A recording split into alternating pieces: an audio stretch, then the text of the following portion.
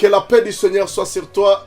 Je m'appelle Paul Ariel, je suis serviteur de Dieu par sa grâce. Aujourd'hui, j'ai besoin de partager la parole de Dieu avec vous dans le livre de Josué, au chapitre 1, verset 8. La Bible dit ceci, que ce livre de la loi ne s'éloigne point de ta bouche. Médite-le jour et nuit pour agir fidèlement selon tout ce qui est écrit. C'est alors que tu auras du succès dans tes entreprises. C'est alors que tu réussiras. Ici, Dieu parle du succès. Laisse-moi te dire, bien-aimé, que le succès, c'est la volonté de Dieu. Dieu veut te voir en succès. Dieu veut te voir réussir. La volonté de Dieu, c'est sa parole. Ou sa volonté, nous la trouvons dans sa parole. Si tu veux savoir, est-ce que Dieu veut que je réussisse? Est-ce que être famous, être connu, réussir dans chaque chose que je fais, est-ce la volonté de Dieu? Bien-aimé, Dieu veut te voir prospère. Dieu veut te voir en succès. Dieu veut te voir réussir. Dieu veut te voir réussir dans tout ce que tu fais, dans chaque entreprise. Tout ce que tu entreprends, Dieu veut te voir réussir. Que ce soit dans ton foyer, que ce soit dans ton business, que ce soit dans tes études, que ce soit dans tout ce que tu entreprends dans la vie, Dieu veut que tu réussisses. C'est vraiment la volonté de Dieu. Quand son enfant, quand un chrétien réussisse, ça fait plaisir à Dieu.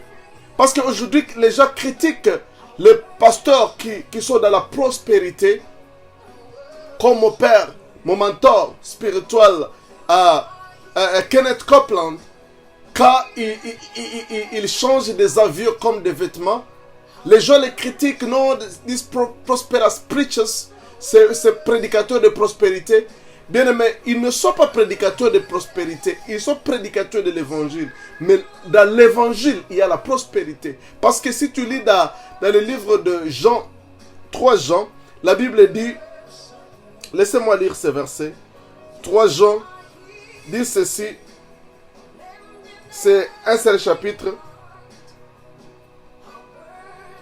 C'est 3 Jean ou 2 Jean, laisse-moi vérifier. Ok, oui, c'est 3 Jean. Bien-aimé, je souhaite que tu prospères à tous égards.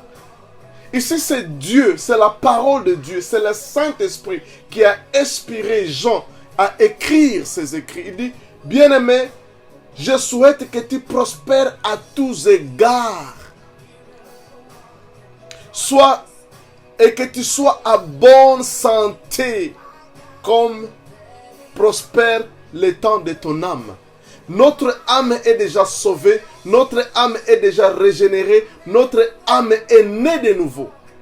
La perfection est dans l'esprit. Parce que quand tu es né de nouveau, Dieu t'a donné un nouveau esprit. La Bible dit que nous avons été créés en Jésus. Lorsque tu es né de nouveau, Dieu t'a donné un nouveau esprit. Tu étais né de nouveau. C'est une autre personne qui est née à toi. Ce n'est pas notre enseignement de ce jour. Et dans cet homme nouveau, Dieu est venu habiter parce qu'il y a la perfection. Dieu ne peut pas habiter là où il n'y a pas la perfection.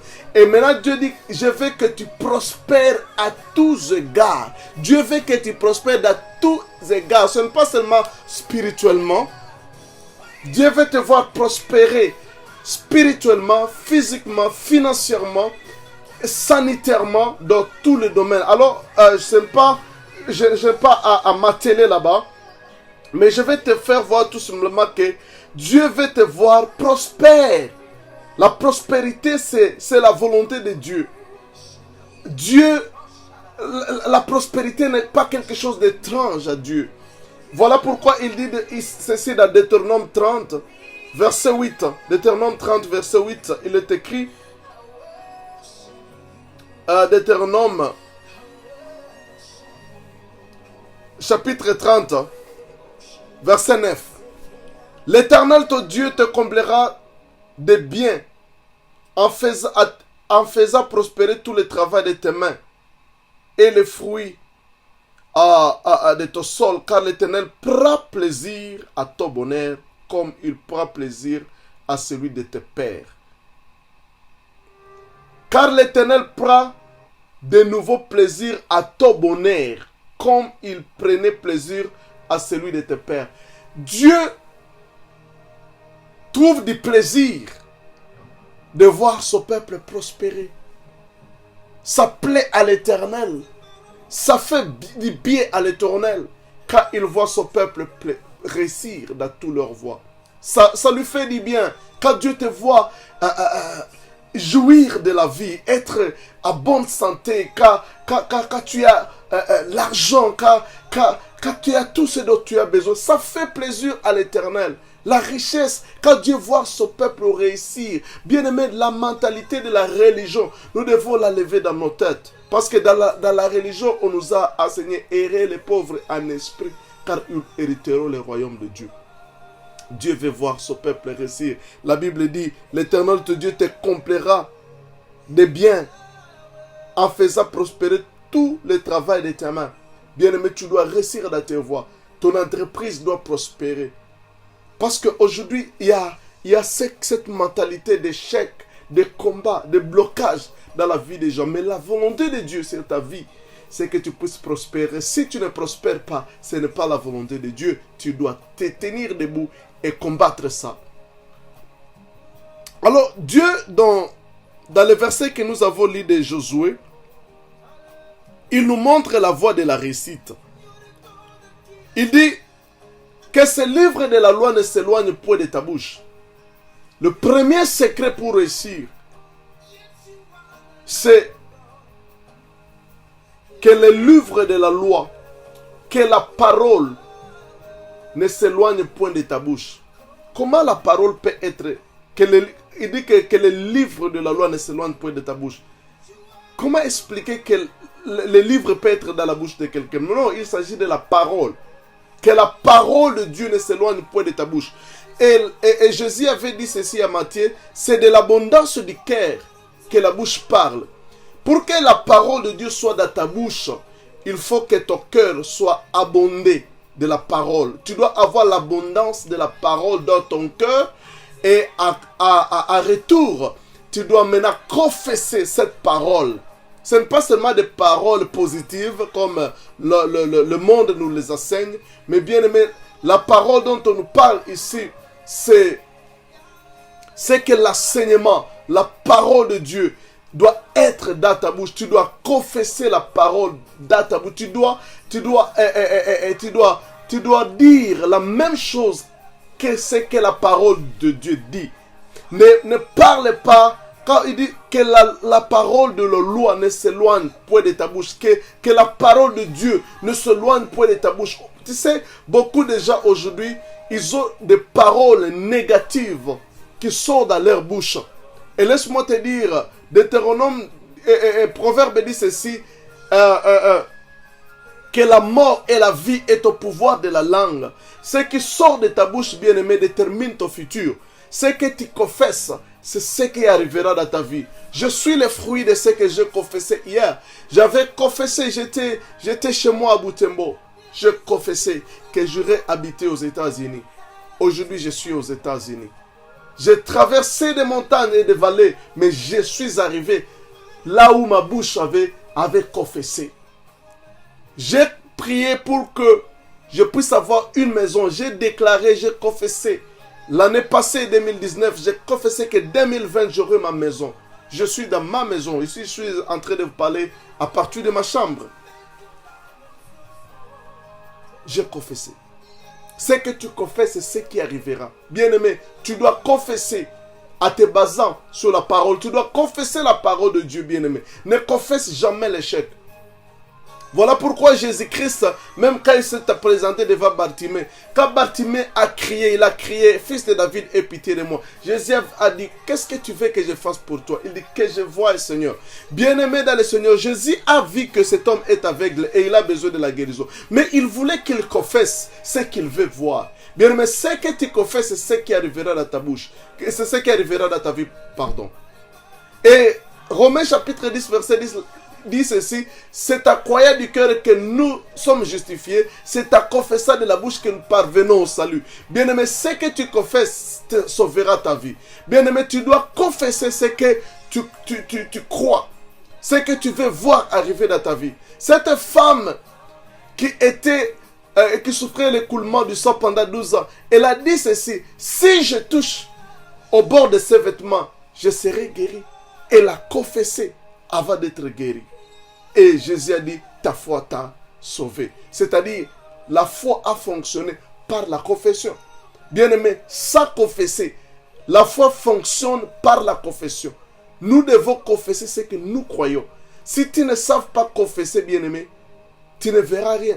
Si Bartimée était silencieux, si Bartimée n'avait pas confessé, si Bartimée n'avait pas déclaré, si Bartimée n'avait pas crié, n'avait pas confessé, n'avait pas déclaré ce qu'il voulait voir, il pouvait rester.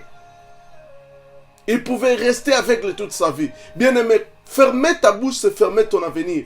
Bien-aimé, tout est déterminé parce que tu parles. Bien-aimé, au commencement, Dieu avait parlé ce qu'il voulait voir. Il a dit que, au commencement, il a déclaré et tout ce qu'il déclarait. La Bible dit, Dieu vit que ce qu'il a créé était bon. Il a créé, il a déclaré. Dieu avait créé par la parole.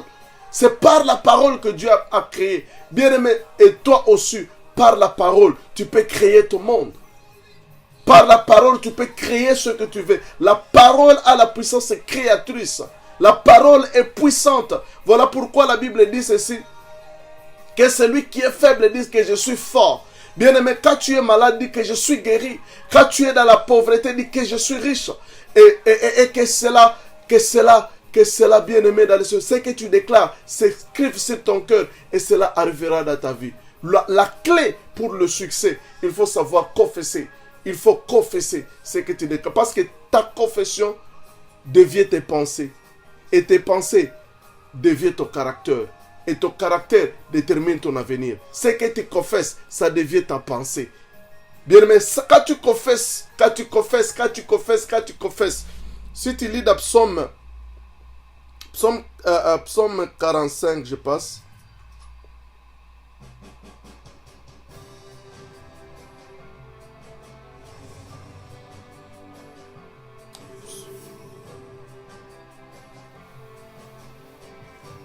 Et 45 verset 1. Des paroles pleines de charme bouillonnent dans mon cœur. J'ai dit, mon œuvre est pour le roi. Que ma langue soit comme la plume d'un habile écrivain. Que ma langue soit comme la plume d'un habile écrivain. Ce qui sort de ta bouche, c'est comme... ta bouche est une plume.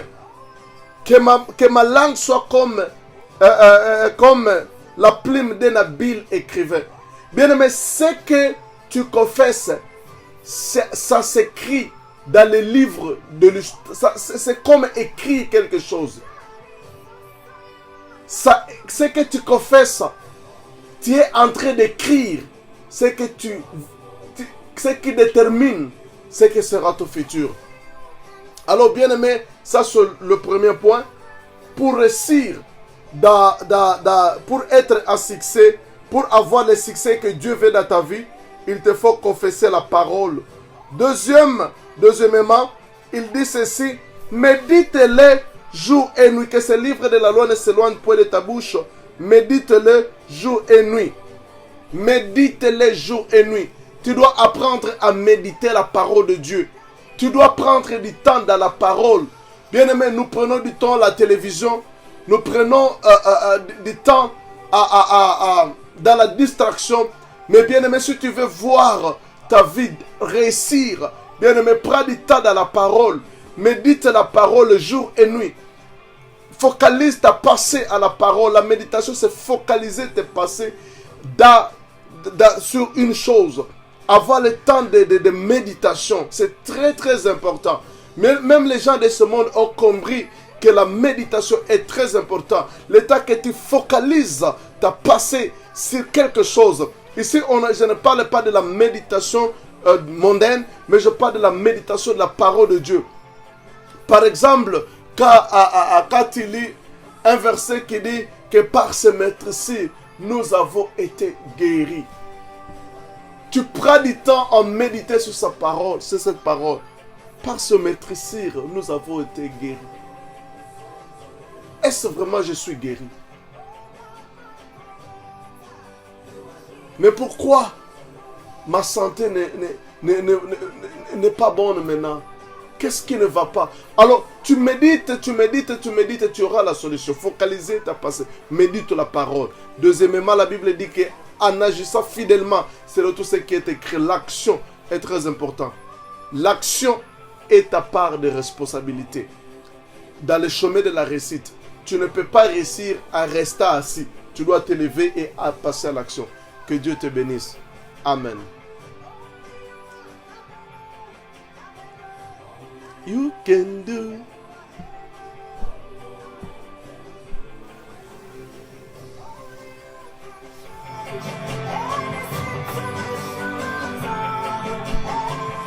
Only you can do. Only.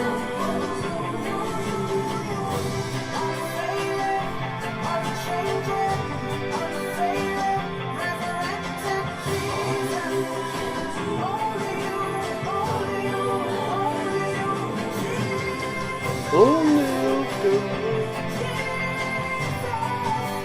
Rabashakata Karababa.